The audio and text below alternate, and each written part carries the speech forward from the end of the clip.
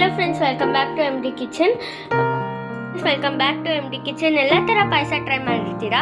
ಕುಂಬಳಕಾಯಿ ಪಾಯಸ ಯಾವತ್ತಾದ್ರೂ ಟ್ರೈ ಮಾಡಿದ್ದೀರಾ? ಅದಕ್ಕೇನೇನು ಬೇಕು ಅಂತ ನೋಡೋಣ ಬನ್ನಿ. ಸಿಹಿ ಕುಂಬಳಕಾಯಿನ ಹಾಲು ಹಾಕೊಂಡು ಬೇಯಿಸ್ಕೊಂಡಿದ್ದೀವಿ. ಬೇಯಿಸ್ಕೊಂಡಿರೋ ಹೆಸರು ಬೇಳೆ, ರೋಸ್ಟ್ ಮಾಡ್ಕೊಂಡಿರೋವಂಥ ಡ್ರೈ ಫ್ರೂಟ್ಸ್ ಮತ್ತು ತೆಂಗಿನಕಾಯಿ ನಾವು ಪೇಸ್ಟ್ ಮಾಡ್ಕೊಂಡಿದ್ದೀವಿ. ಇಲ್ಲಿ ಶಾವಿಗೆ ಹುರಿತಾ ಇದ್ದೀವಿ.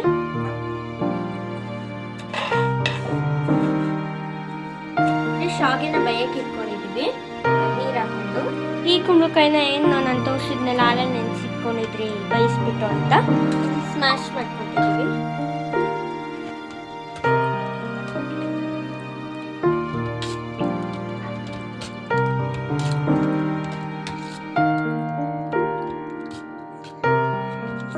ನೋಡಿ, ಇಷ್ಟಾದರೆ ಸಾಕು. ತುಂಬ ಚೆನ್ನಾಗಿ ಹಾಕಬೇಕು ಈ ಥರ.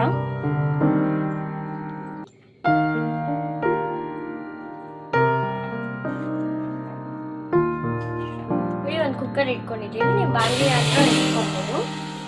ಚೆನ್ನಾಗಿ ಕಾದಿದೆ.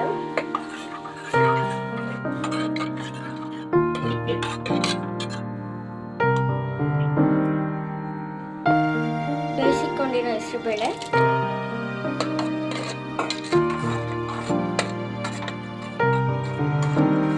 ಹಾಗೆ ಕಾಯಿ ನಾವು ಪೇಸ್ಟ್ ಮಾಡ್ತೀವಿ.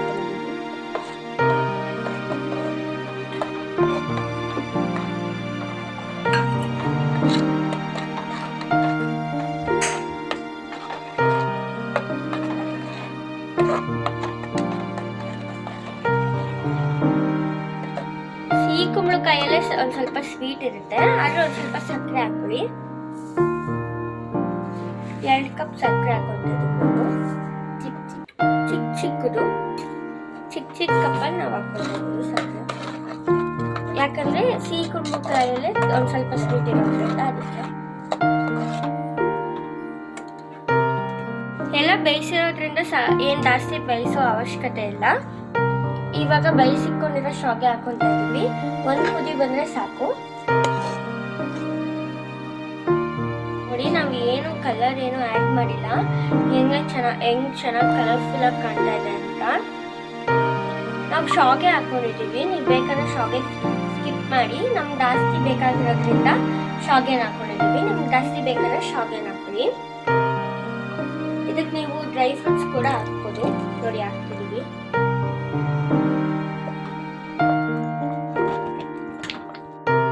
ನೋಡಿ, ಪಂಪ್ಕಿನ್ ಪಾಯಸ ರೆಡಿ ಆಯಿತು.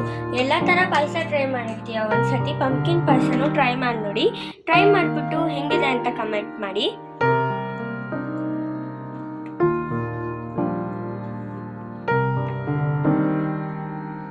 Thank you for watching.